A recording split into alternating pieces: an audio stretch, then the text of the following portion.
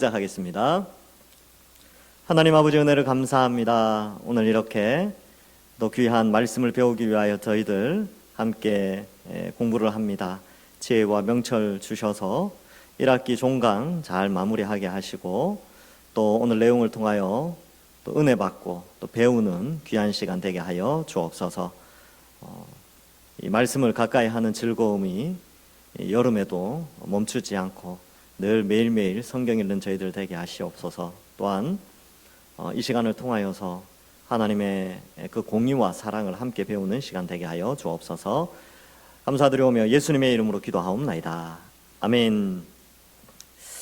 예, 자 우리 지난 시간에 배운 거 생각나십니까? 예, 그래서 오랜 시간이 되었기 때문에 제가 잠깐 복습하고 가도록 하겠습니다. 자, 지난 시간에 이제 앞에서 그 7인에 대해서 배웠죠. 4장과 5장에 하늘 예배가 나오고 4장에서는 성부 하나님, 5장에서는 성자 하나님이신 어린 양 예수가 등장해서 인을 떼게 됩니다. 그래서 이 두루마리가 있었는데 두루마리의 인은 이 두루마리는 심판의 두루마리이고 거기에 인이 7개가 있었는데 이 7인 가운데 6개의 인, 그래서 인 심판은 화면을 바꿔주시면 감사하겠습니다. 인 심판은 7개인데 1에서 6개의 인은 사실 이게 마태복음 24장과 많이 연결되어져 있습니다. 그래서 이게 초림에서 재림 사이에 있을 재앙들을 상징하고 있다라는 것을 살펴보았고 7번째 인은 이게 7번째 인의 심판은 7 나팔 심판이에요. 그러니까 7번째 인 심판이 엄청 크죠, 그죠? 다른 것들은 한 가지가 나오는데 7번째 인은 7가지가 나오는 거예요. 근데 그 7가지 중에 7 나팔이 나오고요. 그래서 이 나팔 심판은 이제 이 1에서 그다음에 6까지 6 나팔까지 나오는데 이게 열재앙과 좀 관련되어 있어요. 열재앙. 그래서 이거 뭘 의미하느냐 하면 최후 심판의 전조가 됩니다. 최후 심판의 전조. 이게 무슨 말이냐면 이런 재앙들을 통하여서 애굽의 세력은 심판을 당하잖아요. 실제로 출애굽기에 보면. 근데 하나님의 택한 백성들한테는 재앙이 오지 않아요.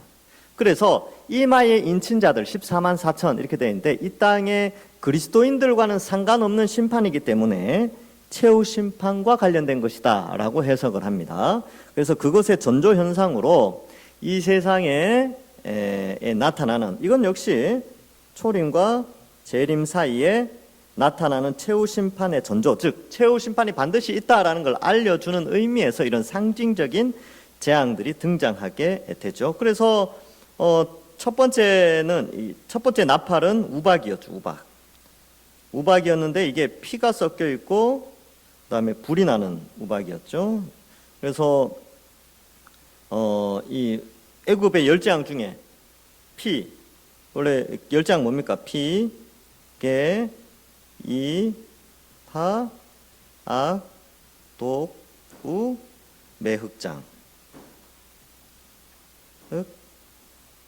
흑장. 옛날에 신대원에서 성경 시험 치면 이거 외워야 돼요. 이렇게 외워야 됩니다. 그래서 여기 보면 이제 개구리, 이, 파리, 악독, 악질, 독종, 우박, 여기 있네, 우박이요. 그다음 메뚜기, 흑암, 장자 이렇게 되는데 이 첫 번째 나팔이 우박과 관련된 거니까 몇 번째입니까? 하나, 둘, 셋, 넷, 다섯, 여섯, 일곱 번째죠. 7번째 이게.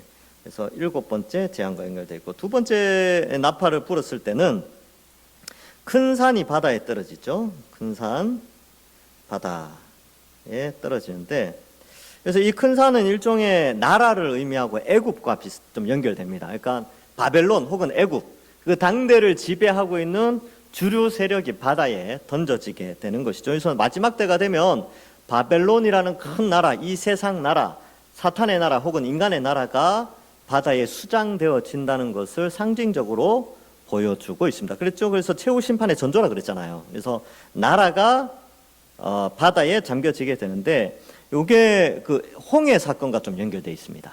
홍해 사건. 그래서 홍해 사건. 그래서 애굽이 바다에 수장되듯이 나중에 이 세상 나라가 바다에 수장되어진다. 세 번째가 이 큰 별이에요. 큰 별. 별은 천사를 상징하는데 이게 강에 떨어지죠. 강은 식수입니다. 근데 이 사람들이 이걸 먹는데 이게 쓴물이라고 돼 있어요. 쓴물.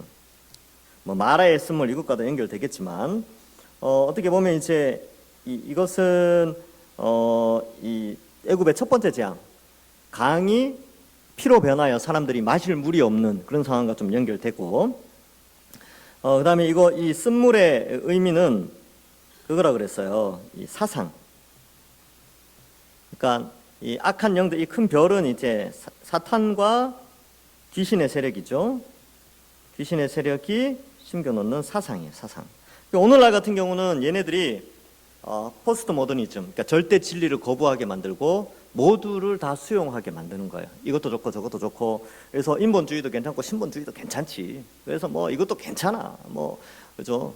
옛날에는 그런 게 있었어요. 옛날에는 뭐 미신 타파 이런 것도 있었는데 요즘은 다 미신도 무속이다, 신앙이다. 그래서 다 받아들이잖아요. 왜냐하면 이런 배경이 등장하게 된 거는 2차 대전 후에 야, 이게 사람들 간의 갈등이 엄청난 재앙이 오는구나. 그러면 우리 모든 것을 다 인정하자라고 하는 포스트 모더니즘이라고 하는데, 그런 사상들. 그리고 또 물질 만능 사상들이 있죠. 그러니까 오늘날의 대부분의 범죄들은 뭐 때문에 일어납니까? 거의 돈 때문에 일어나요. 예, 그러니까 이러한 것들을 사상들을 집어넣어 가지고 사람들을 괴롭게 하는데, 큰 별이 사람들한테 이런 것을 물을 먹여서 사상을 개조시켜서 하나님을 대항하도록 하죠. 그러나 이것도 재앙입니다. 그다음 네 번째 나팔 불었을 때 해달별이 이제 3분의 1이 빛을 잃죠. 이건 암흑과 관련된 건데, 이게 9번째 재앙과 관련되어 있죠. 그래서 이것은 해달별이 빛을 잃는다는 것은 신구약 성경 전체에서 이건 나라의 세력이 약화되는, 나라가 없어지는 것과 연결되어 있어요. 그러니까 바벨론이나 애굽이 멸망할 때 선지자들이 뭐라고 표현했냐면 하늘의 해와 달과 별이 빛을 잃었다, 이런 표현을 쓰거든요. 나라가 멸망할 때. 근데 여기에 해달별 3분의 1이 빛을 잃었다, 이 표현을 통하여서 바로 이 암흑을 상징하고 이 세상의 나라들은 이런 암흑에 처해지게 된다. 그래서 최후 심판의 전조로 나타냅니다. 그래서 다섯 번째는 우리 지난 오늘 9장 앞부분의 내용인데, 9장 1절부터 11절의 내용인데, 다섯 번째 재앙이 뭐였습니까? 다섯 번째 재앙은 황충, 메뚜기 재앙이죠. 이제 무저갱에서 올라오는 황충, 메뚜기예요. 메뚜기 재앙은 여덟 번째 재앙이죠. 그래서 얘네들은 이 사람들을 해치죠. 그래서 사람들을 해치게 됩니다. 그래서 막 사람들을 쏘고 정갈 같은 도구로 쏘고 해서 사람들에게 고통을 안겨줍니다. 정신적인 고통을 안겨주게 된다라는 것을 그래서 이 황충들 때문에 비참한 인생으로 살도록, 그냥 뭐 이제 술 퍼마시고 마약하고 막 범죄 저지르고 폭력을 행사하고 죽이고 이런 여러 가지의 비참한 상황들로 만들게 되는 그러한 것들을 상징하고 있다라는 것을 이제 살펴보았습니다. 그래서 지난 시간까지는 그랬죠. 자, 근데 여기서 이제 또 하나 살펴볼 것은 나팔 심판 가운데 1에서 4 나팔은요, 이건 자연계와 좀 연결돼 있어요. 자연계에 내려지는 재앙인데 5와 6은요 인간입니다. 인간. 그래서 황충이 사람들을 고통을 주죠. 오늘은 이제 여섯 번째를 살피게 되는데, 근데 이 네 번째하고 다섯 번째 사이에 독수리가 나타나서 8장에 보면 화로다 이렇게 표현하죠. 그래서 다섯 번째, 여섯 번째, 일곱 번째 재앙은 뭐냐 하면 이게 대접이거든요. 일곱 대접. 그래서 일곱 인은 일곱 나팔로, 일곱 번째 나팔은 일곱 대접으로 이렇게 연결이 되어지게 됩니다. 자, 이제 기억이 좀 나시죠? 했던 거 기억나시니까 이제 오늘 9장 12절부터 21절 본문을 살펴보도록 하겠습니다. 우리 한 절씩 교독해서 읽겠습니다. 자, 제가 먼저 다 같이 읽죠, 뭐. 예, 다 같이 읽도록 하겠습니다. 시작. 첫째 화는 지나갔으나 보라 아직도 이후에 화 둘이 이르리로다.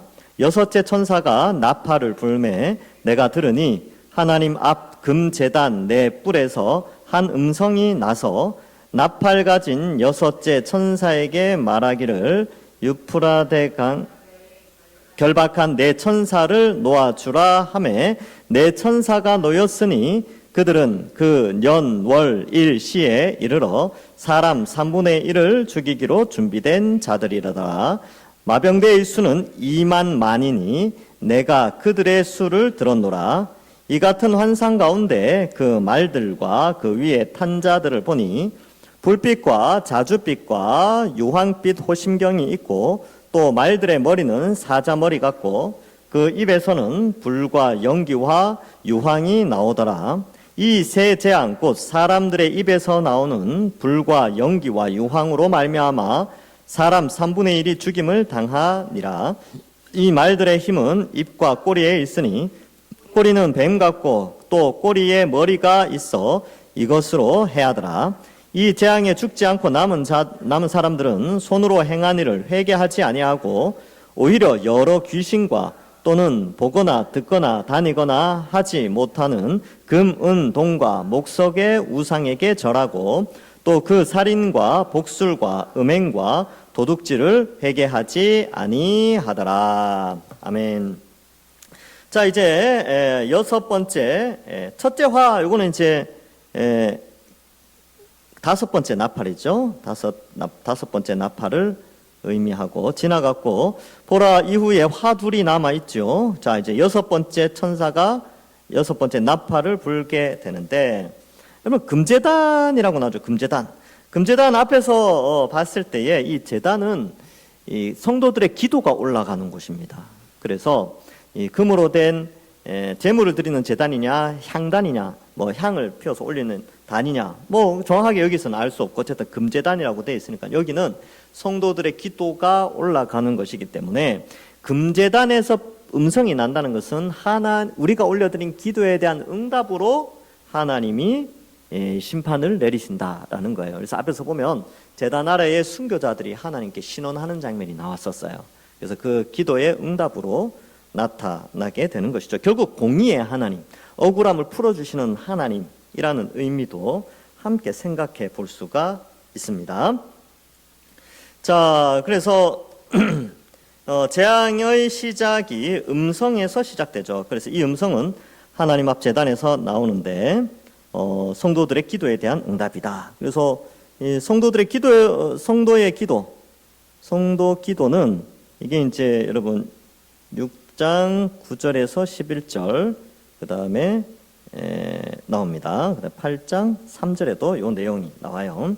자, 그래서 나팔 가진 여섯째 천사가 말하기를 큰 강 유브라데에 결박한 네 천사를 놓아주라 이렇게 되어 있죠. 유프라테스 강인데 보시면 이렇게 되어져 있습니다. 여러분 지중해가 이렇게 되어 있어요. 이스라엘 지도가 보면 여기가 지중해가 되고 요 뾰족한 데 있죠. 예, 여기가 갈멜산입니다. 갈멜. 그리고 갈멜산으로 옆으로 쭉 가면 여기에 갈릴리 호수가 있고 요단강이 이렇게 있으며 사해가 이렇게 있어요. 그러면 유프라테스 강은 어디냐면 여기 있습니다. 여기 유프라테스 강. 이 아라랏산에서 이 물줄기가 나오게 되고요. 아마 물줄기 꽤 길어요. 그 다음에 중간에 위에 있는 게 이제 티그리스 강이죠. 티그리스. 그 다음 아래쪽에 있는 게 여기 이제 유프라테스. 요 중간에 요 지역이 굉장히 옥토입니다. 여기 도시들이 좀 있죠. 그래서 여기 니느웨도 이쪽 부분에 있었고요. 뭐 하여튼 그래요. 좋은 도시들이 여기 많이 있어요. 근데 요 지역을 메소포타미아 지역이라고 예전에 이름을 하였는데, 제가 잠깐, 보여드릴게요. 자. 여기 보면 메소포타미아 지역, 유프라테스 강이 이렇게 있지요. 그죠? 유프라테스 강이 있고, 여기 위에 티그리스 강이 있고, 그러니까 큰 강 유프라테스 강 이런 의미가 있습니다. 자, 그래서 큰 강 유프라데에 결박한 네 천사를 놓아주라라고 되어 있죠. 결박하였기 때문에 이 천사가 좋은 천사가 아니에요. 그러니까 무저갱에서 그 황충들이 올라왔잖아요. 황충들이 풀려난 거죠. 사실은 무저갱에 갇혀 있었는데 무저갱이 열리면서 황충들이 올라왔던 것처럼 유프라테스 강에 결박되어 있던 천사가 있었는데 그 천사가 풀려나면서 뭔가 일을 벌인다는 거예요. 자, 그래서 이 천사를 좋은 천사로 보지는 않습니다. 결박되어 있었기 때문에 그렇죠. 자, 그런데 왜 이 표현을 썼느냐 하면 이 당시에 1세기의 사람들한테서 특히 로마 사람들한테서 유프라테스에서 뭔가 전쟁이 일어난다 그러면 딱 떠오르는 나라가 있습니다. 그 나라가 어디냐면 파르티아라는 나라예요. 파르티아.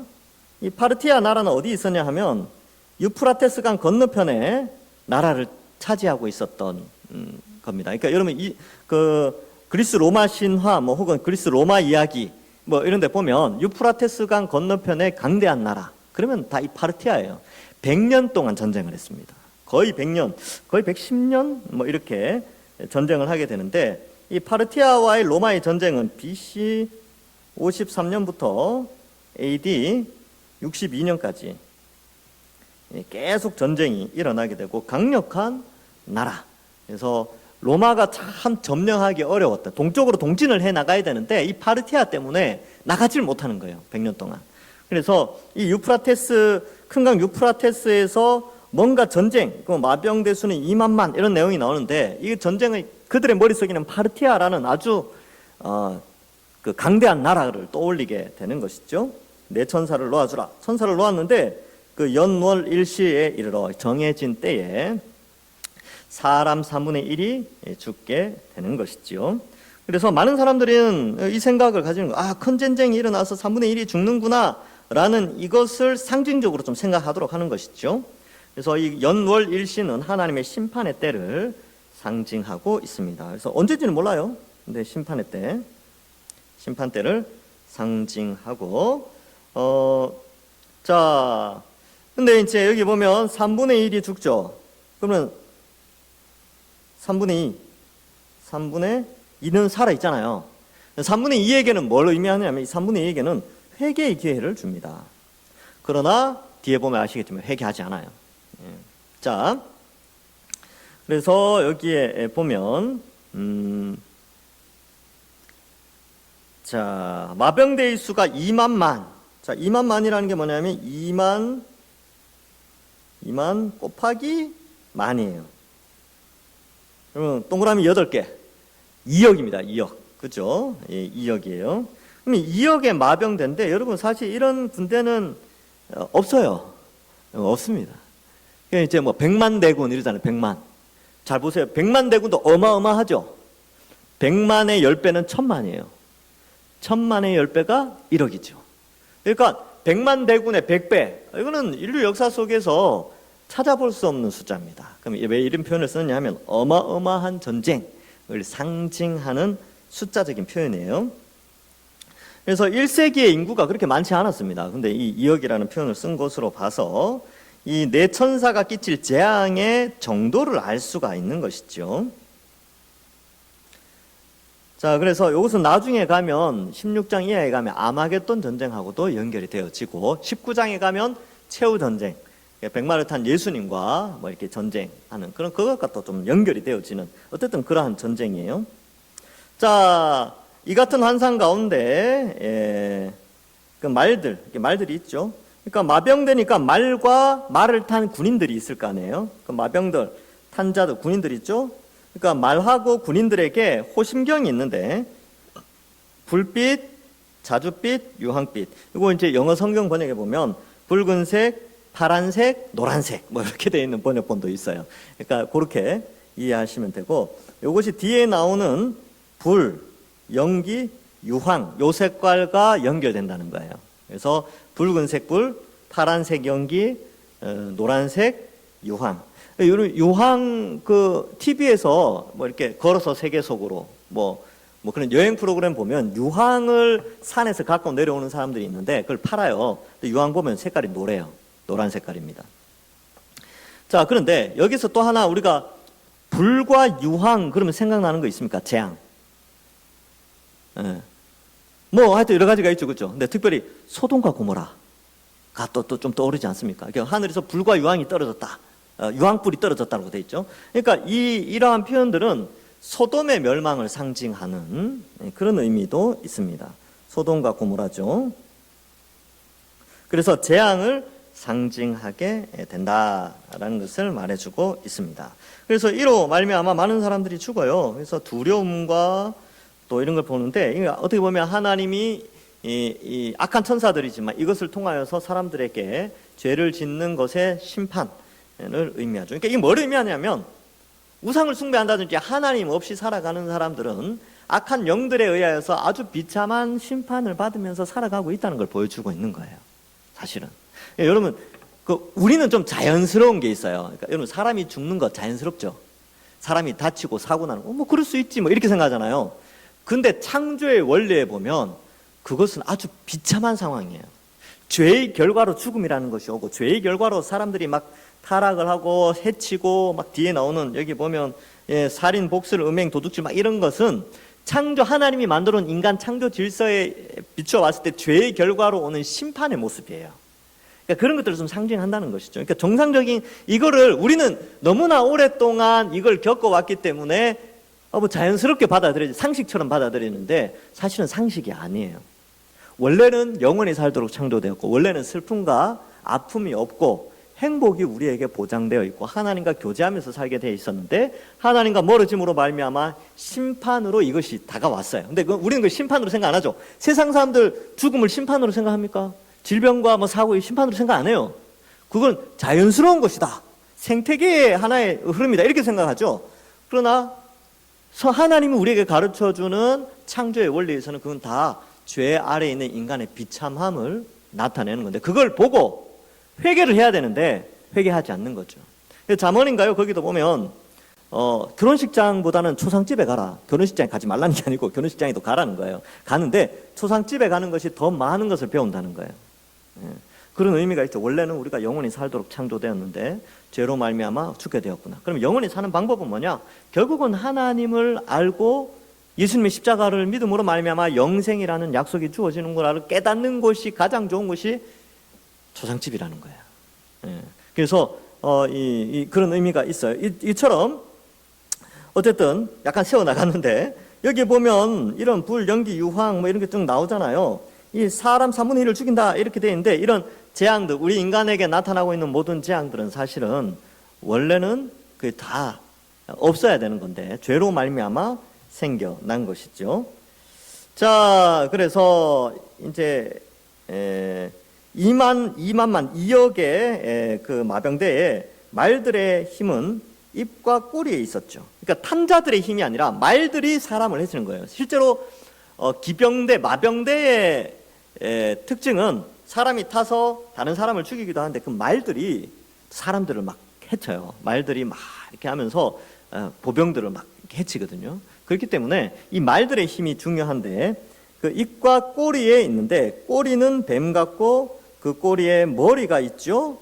이것으로 해야하라. 그러면 여러분 꼬리에 머리가 있는데 입과 꼬리에 있죠, 그죠? 그래서 이 입, 그다음에 머리 이런 표현들은 다 이 말과 관련된 거예요, 말. 그죠? 근데 꼬리는 뱀 같다 이 표현은 사탄을 연상케 합니다. 사탄, 옛뱀이라고 하죠. 이게 그러니까 이런 사탄의 세력을 의미합니다. 이 사탄의 세력이 사람들을 해하게 되는 것이죠. 자, 이 불과 연기 유황에 이제 이걸로 이렇게 하는데 이것은 이제 앞에 1에서 5 재앙보다 더 크다는 것을, 더 큰 재앙이라는 것을 보여주고 있습니다. 그리고 이런 것들은 이제 사탄이 말로 사람들을 괴롭게 해서 죽게 하는 그런 것이죠. 자, 그래서 이것은 이제 어떤 책에는 이렇게 기록해요. 이 사탄이 말로 사람들을 심판하는데 사실 이건 예수님 흉내낸 거다. 예수님의 입에서 검이 나가거든요. 예수님 입에 있는 검으로 사람들을 심판하게 되는데 사탄은 입에 있는 이 말로 사람들을 죽게 만든다. 이렇게 흉내낸다. 이렇게 표현하는 책도 있어요. 그래서 16장에 가면 개구리같이 더러운 영, 그다음에 용의 입, 짐승의 입, 뭐 또 거짓 선지자의 입, 이런 것들, 입이 굉장히 강조돼요. 예, 그래서 사탄은 사람들에게 막 무섭게 나타나서 그렇게 하는 게 아니고 어떤 사상을 퍼뜨린다는 거예요. 사상. 이게 에덴 동산에도 그대로 있었죠. 에덴 동산에 마귀가 뱀을 통하여서 아담을 어떻게 유혹했습니까? 말로 유혹했잖아요. 말로.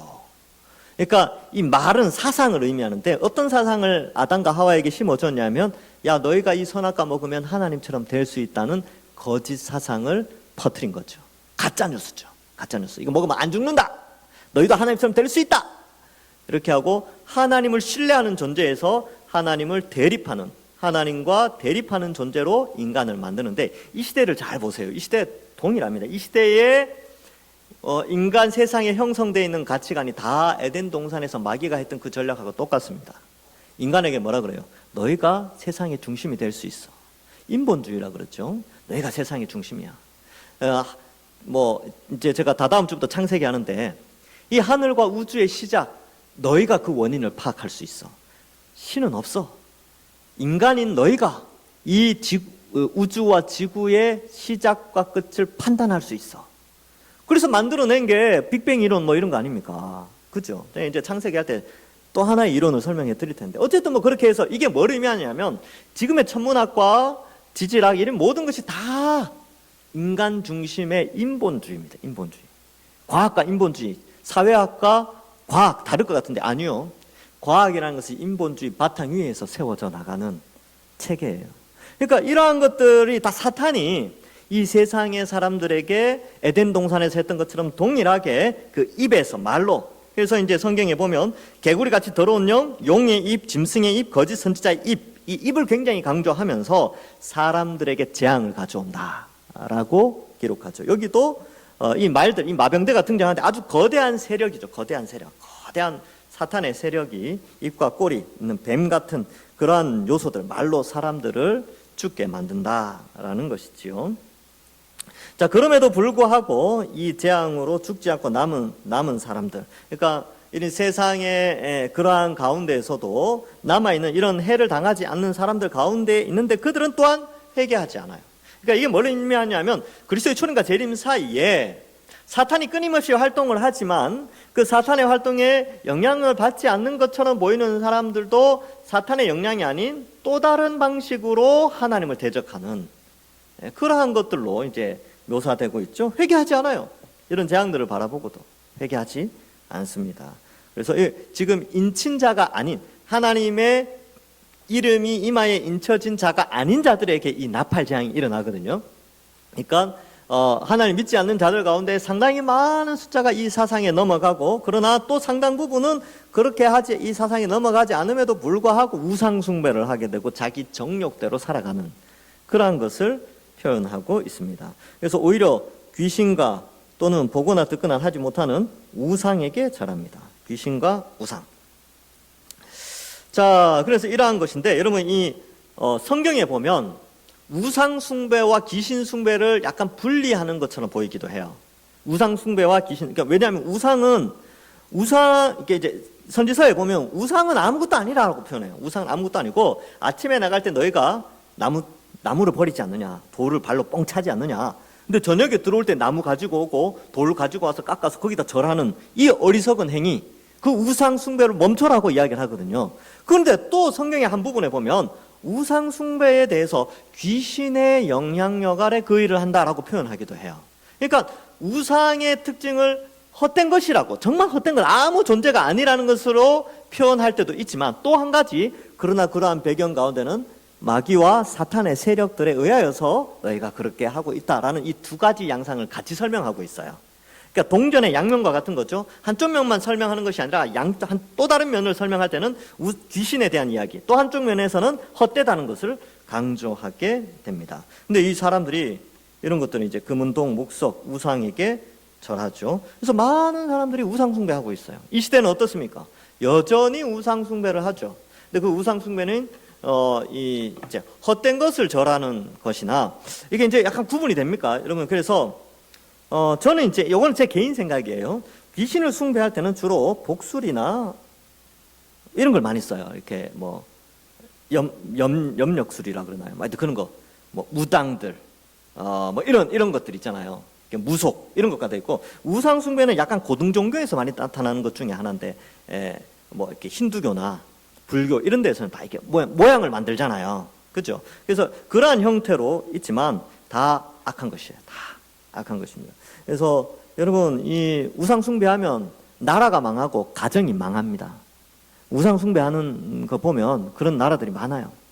그리고 우리 가정들도 마찬가지예요. 이렇게 우상 숭배하고 점치러 다니는 사람들이요, 가정생활 잘 못합니다. 그리고 여러분 굿 한 번 하는데 몇 천만 원씩 하더라고요. 와. 그래서 제가 보면 와. 그리고 불안에 떠는 거예요. 굿을 해도 불안에 떠는 거예요. 왜요? 1,000만 원짜리 굿을 하잖아요. 근데 나중에 막 불안한 거예요. 왜? 2천만 원짜리 할 걸. 그때 2천만 원 했어야 되는데. 2천만 원짜리 하잖아요. 야, 그때 3천만 원짜리 굿을 안 해서 내가 이 어려움을 당하는구나. 끊임없이 사람을 올가매고 두려움에 떨게 만드는 것이 이 복술, 이 우상숭배, 이렇게 무속 이런 것들이에요. 예. 그래서 그런 것도 헛된 우상을 섬기는 것도 마찬가지죠. 그러니까 사람을 불안하게 만드는 것이죠. 우리는 어떻습니까? 그럼 우리 예수님 믿고 나서 불안합니까? 아니요. 천국의 샬롬이라는 걸 누리잖아요. 이 땅에서 많은 재앙이 와도 우리는 이기는 거죠. 고난받는 것이 내게 유익이다. 십자가의 길, 이러면서 우리는 이겨나가는데 세상 사람들은 늘 불안하게 살아요. 안 됐죠. 그래서 빨리 전도해야 돼요. 어쨌든 불쌍합니다. 그래서 그러한 것들로 살아가는 것이죠. 회개하지 않아요. 안타깝습니다. 그러니까 이게 뭘 의미하냐면, 인간이 참 비참한 인생을 살아가지고 2만 만에 마병대가 와서 사람들을 막 괴롭히고 죽음과 질병과 타락과 뭐 이런 것들 막 있어서 거짓 사상으로 사람들을 막 몰고 가고 비참하게 하는데 사람들이 그걸 깨닫지 못하는 거예요. 그리고 자기 욕심대로 살고 자기 마음대로 살고 여전히 우상 숭배하고, 여기 보면 또 살인을 행하죠. 이거는 복술, 음행, 도둑질. 이게 정욕이에요. 정욕. 이 모든 게 정욕, 탐심, 그죠? 육체의 정욕, 마음의 탐심들, 이런 것들이 이렇게 다 나타나는 거예요. 예. 살인은 사람 죽이는 거죠. 미워하고 죽이고. 복술은 앞에 나오는 그 귀신 숭배하는 것과 마찬가지로 이게 무속들 이런 거 많이 있어요. 뭐 부적을 붙인다든지 뭐 인형 만들어 놓고 바늘 꽂는다든지 뭐 이런 거 다 복술이에요. 복술. 음행 뭡니까? 예, 이 성이라는 것은 부부간에 안에 있을 때 하나님 주신 선물이죠. 그런데 그거 범위를 벗어났을 때는 다 음행이에요. 음행. 그다음 도둑질은 뭡니까? 하나님이 정해진 그 틀 안에서의 소득들, 그 하나님 주신 것에 대해서 감사하고 막 행복해하고 그래야 되는데 남의 것까지 훔치는, 그러니까 하나님 것도 훔치고 사람의 것도 훔치고자 하는 그러한 것들, 탐심이죠. 탐심. 이 모든 것들을 회개하지 않죠. 왜? 인간이 탐심으로 그 모든 것을 살아가니까. 그러니까 그런 재앙들을 보면서 회개하고 하나님을 찾아가야 되는데, 그렇지 않고 여전히 사람들의 재앙은 사람들의 재앙이고 나는 내 행복만 추구하면 된다, 이런 스타일로 이 세계가 흘러가고 있다는 것을 상징적으로 그리스도의 초림부터 재림 사이에 인간 세상에 재앙이 이렇다는 것을 이 비참함을 함께 설명해 주고 있는 것이죠. 그래서 오늘 이제 이 6번째 재앙을 통하여서는 하나님의 심판은 멈추지 않아요. 근데 그 심판의 그 배경 안에는 하나님의 공의가 나타나죠. 죄 때문에 심판이 일어나는데 이 사탄의 활동을 통하여서 이러한 심판을 일어나게 되는데, 근데 그러한 심판을 보면서 사람들에게 회개할 기회를 또 주는 거예요. 근데 사람들은 여전히 회개하지 않죠.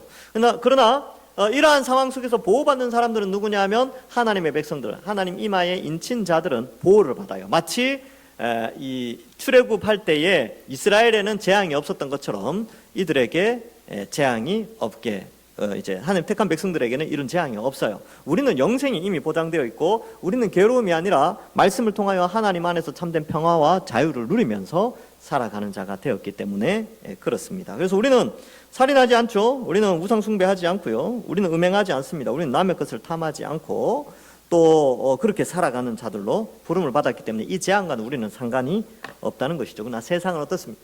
그 재앙 아래 여전히 있는 것을 보고 우리는 안타깝게 여겨야 하는 것이죠. 그래서 이 6번째 나팔 재앙이 있고, 이제 2학기 때 7번째 나팔, 즉 7대접에 대해서 살펴보도록 하겠습니다. 오늘은 여기까지 하겠습니다. 한 학기 동안 수고 많으셨습니다.